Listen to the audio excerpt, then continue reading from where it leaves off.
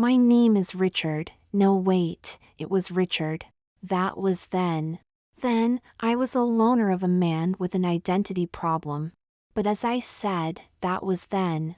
None of those things apply to me now. Life is much rosier now, and I can thank it down to one unusual but eventful day. I suppose I need to explain a bit more about the past me first. I was an outcast, well, that's what my parents thought of me.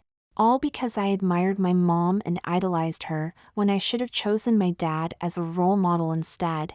But I couldn't. I wanted to be like my mom. I wanted to be a beautiful woman like her.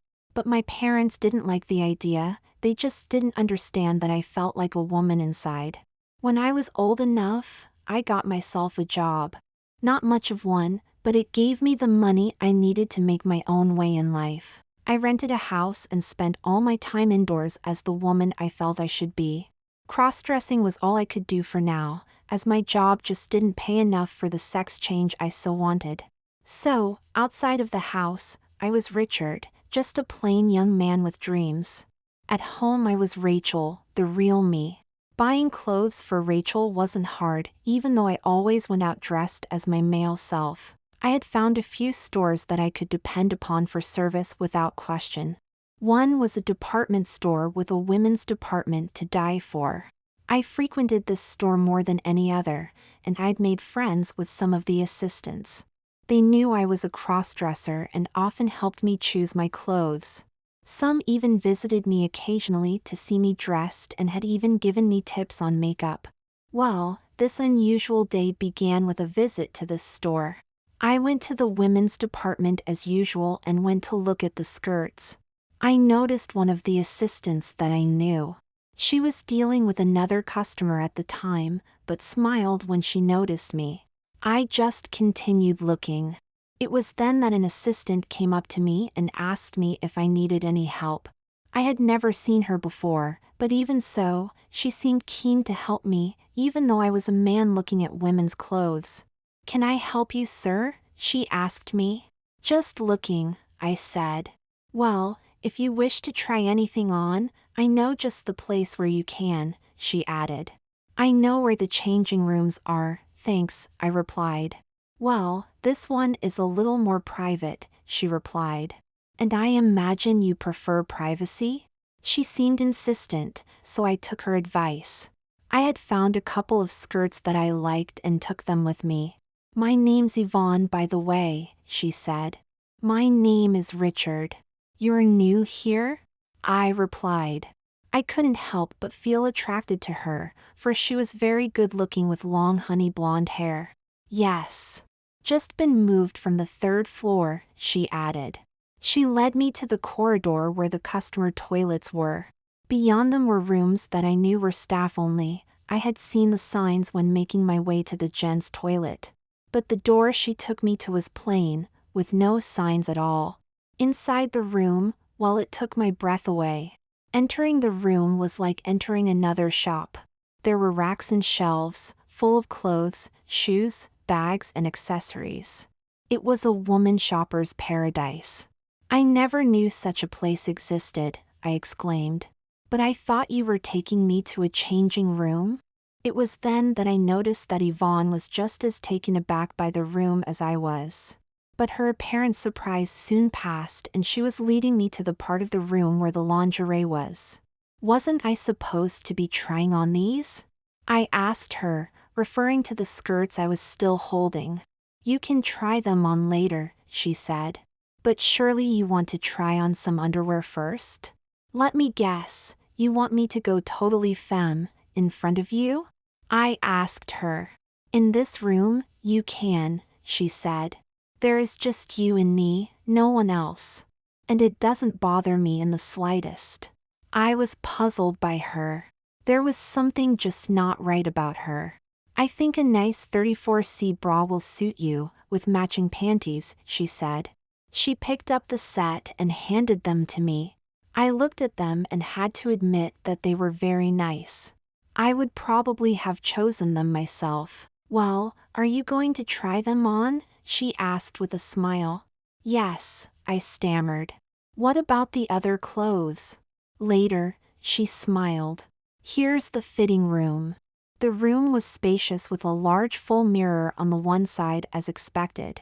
I was slightly hesitant at first, but decided to try on the underwear.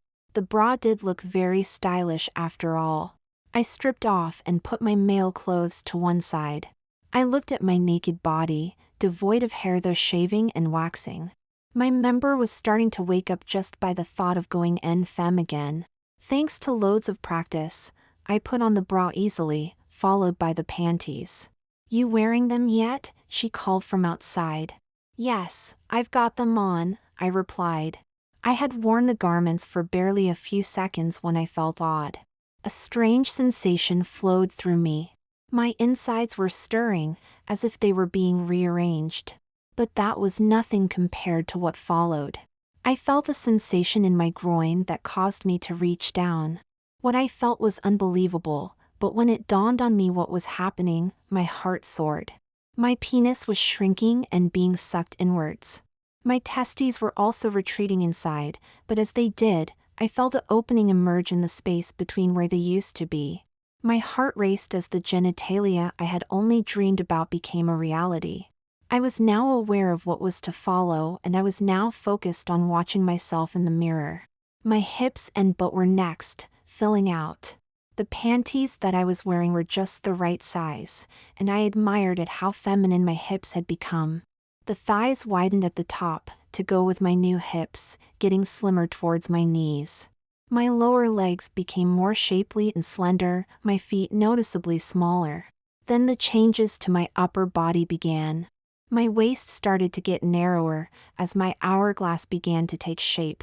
But the sudden swelling behind my nipples announced the one change that I really had been looking forward to since I realized what was happening. My breasts grew and filled the bra I was wearing comfortably. This assistant must be some kind of witch. She has to be, I thought, to be turning me into my dream self. But then another thought came into my mind. But she isn't a witch. You've known her too long. I stopped. What had I thought? I'd only known her a few minutes. But my puzzled thoughts were put to one side as my arms and hands were next to change. The muscles in my arms reduced, making them slender. My hands became smaller, fingers thinner. I held them up and watched as my nails grew long. Then my face began to alter, as my jaw softened, my cheekbones became more prominent and my lips became fuller. My dirty blonde hair then started to grow out, changing to a rich chestnut hue. Wherever my hair was thin, new hair grew, making my feminine locks voluminous with a natural wave. It grew till it was past my shoulders. I was now a complete woman, and a gorgeous one at that. I ran my fingers through my hair, cupped my breasts, felt my bum. I couldn't believe I wasn't dreaming, but there I was, a woman. I was transfixed by my new reflection, my mind solely on my new body. It was only when I noticed Yvonne in the mirror, standing behind me, that my reverie was broken. I turned and looked at her. Her face had got that surprised look on it again, but then, it vanished. She now appeared happy to see me this way. But I noticed something else, a bracelet on her wrist. I swore it glowed at the moment she went from surprised to pleased. But at that moment, my mind was flooded with strange memories. The memories that suggested I'd known Yvonne for ages. I was finding myself remembering meeting her at college, being the best of friends. But wait, we were closer than that. We were in love. Are you ready for your new outerwear, Rachel? Asked Yvonne. Yes, my love, I replied, hearing my new voice for the first time. But before we started looking for more clothes, I went up to her and pressed my lips against hers. My heart raced once more and I felt dampness in my panties. We kissed for a few moments, before she broke away. We need to look for more clothes, she said. I nodded and agreed. But as we walked, my old mind came back to me. I had just kissed her like a long-lost love, and the dampness below told me that I had really been turned on by it. In those past few minutes, I had been someone else. But for now, this other personality retreated to the back of my mind. I used this moment to ask her what was up. After what had just happened, it was clear that I was not the only one experiencing some mental changes. She had enjoyed the kiss too. Who am I? I asked her. Am I a man, or the woman you love? Yvonne looked at me and stared. Her face seemed to prove my point, that she was having mental changes, and that she trying to work things out too. I also noticed that her bracelet was glowing again. You are both, she said at last. I do remember you being a man, but I also remember you being my friend and lesbian lover at college. What is going on? I added. I'm having conflicting memories too. If you can sort some clothes out first, I'll tell you, she sighed. But you are right. Okay, but I just need to know, I said. Sure. You deserve to know the truth, said Yvonne. You look really attractive, by the way. So do you, I said. That was me talking. I agreed to find some outerwear first. I chose a blouse plus matching jacket and skirt. It took a while as the selection was so good. A pair of shoes and a session at the makeup table completed my appearance. She then sat in front of me by the makeup table and began her explanation. You want the truth? Well, here it is, she said. Only last week, I was out shopping and I came across an odd-looking shop. I hadn't seen a shop like it before. It was full of oddities, some kind of magic shop, tricks, jokes and all that. Now, I don't know why, perhaps it was just plain curiosity, but I went in to have a look. There was an old man behind the counter at the far end dressed in a bathrobe of all things. He asked me what I wanted, and I told him that I was just looking. He just smiled and let me continue. He only spoke again when I noticed a pretty bracelet on one of the many shelves. He told me that the bracelet would help me find my true love. I presumed that this bracelet was the one that she now wore on her right wrist. Well, he came over and picked it up. He explained that it would glow whenever my true love was near. I see you bought it then? I asked. She noticed me looking at the bracelet on her arm. She just nodded and went on with her story. I did buy it, for if there was one thing missing in my life, it was someone to love. He also explained that the bracelet would help in other ways too, but never exactly how. I couldn't help but believe him and bought the bracelet without question. I was interested and wondered what else this bracelet could do apart from glow. Only yesterday, I was moved to this floor of the store. Then today, I met you. I was slightly curious about a man browsing the women's department, which is why I came over. But when I approached you, the bracelet began to glow. But this puzzled me, for I couldn't believe you to be my true love. And why would that be? I asked, puzzled. I'm a lesbian, and always have been, said Yvonne. So when I saw the bracelet glow in front of you, I became confused. I then noticed it glow again. At that time, I get a strange notion to bring you to this room. I knew I had to bring you to this room. I've been to this floor in the past and this room has never ever existed before. You mean to tell me that this room doesn't usually exist? I asked. The door does, but behind it is usually a cleaning supplies cupboard. This is a cleaner's cupboard? I exclaimed. Yes, she nodded. I was confused once more, but the bracelet once again came to my aid. It told me that this was normal, and that I should get you dressed in lingerie. I chose the items that it suggested. So it speaks to you? I asked. Not speaking as such, but it puts thoughts in my head. And when I put on the lingerie, I became what you see now, I said. I'm so sorry if I upset you, she sighed. I didn't mean to do this to you. Don't worry. I've always wanted to be a woman, I told her. Plus, how did you know my femme name was Rachel? As soon as I saw you as a woman, memories of us as friends and lovers came into my mind, she replied. But I can still remember things as they really happened. I've got new memories too, I said. That I've always loved you. Do you think this was meant to be? She asked. That old man who sold you the bracelet knew more than he let on, I replied. But one thing I can tell you is, I actually found you attractive anyway. But you've only just become attractive to me, said Yvonne.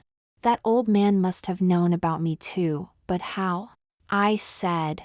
He must have been a wizard or something. This is going to require more time, said Yvonne. We could talk more at your place.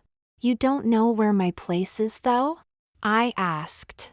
I do, so my new memories tell me, she replied. What other memories are we going to get? I asked. Who knows, but I reckon we have a lot more to discover, said Yvonne. One thing. If we leave this room now, me like I am now, how are people going to react? I asked her. I suppose there is only one way to find out, she said. Hold on. Her bracelet glowed. What now? I asked. We have to leave, she said. But don't forget your things, like the skirts you brought in. Of course. But I'll need a bag to put them in, I said as I headed to the fitting room. I went to the fitting room, but rather than go and look for my clothes, I went to the mirror. I totally stripped off and stood in front of the mirror naked. I wondered if removing the clothes would have a reverse effect and make me a man again. But I stood in front of the mirror and nothing changed. I remained female, and in all fairness, I was glad. Having become a woman, I certainly didn't want to change back. But I then went about the reason I'd returned to the fitting room, my male clothes, but they had gone. All I found in their place was a lady's handbag. It was full of everything that was expected to be in one: makeup, purse, hair loops, brush, house keys, manicure set, etc. I then looked closer and recognized the keys as my own. I opened the purse and looked at the credit cards. They were mine, but now referred to me as Mr. Sullivan. My life is changing before my eyes, I said. Not that I mind. Are you coming? Said Yvonne. Yes, but I've got a reality check to make, I said as I picked up the handbag and put it on my shoulder. What do you mean? She asked. I'm Rachel Sullivan, I said. My old clothes are gone, my cards and personal items now have my new name on, and I'm stuck in this beautiful body. You complaining? She said. Not really. My life has been rewritten in one afternoon, though my old memories endure, I said. But if reality has changed to match our new memories, what do we do with our old ones? Accept who we are now, suggested Yvonne. Because I really want to be your girlfriend. I looked at her and smiled. I want to be your girlfriend too. With that, hand in hand, we left the room and entered the shop once more. Just to test it, we opened the door again. The cleaners don't keep their cupboard very tidy, do they? I said as I noticed the various bottles of detergents, vacuum cleaners, and mops. Yvonne just smiled. As we walked through the store, one of the assistants that my old self knew called out, Hey Rachel! Good luck with the interview tomorrow. Yvonne and I just looked at one another. I've got a job interview? I said. Sounds like it, she replied. Something else to sift from our heads. I decided to buy those skirts before I left. Yvonne was still working, so I headed home by myself. When I got there, it was still my house on the outside, but inside was certainly Rachel's.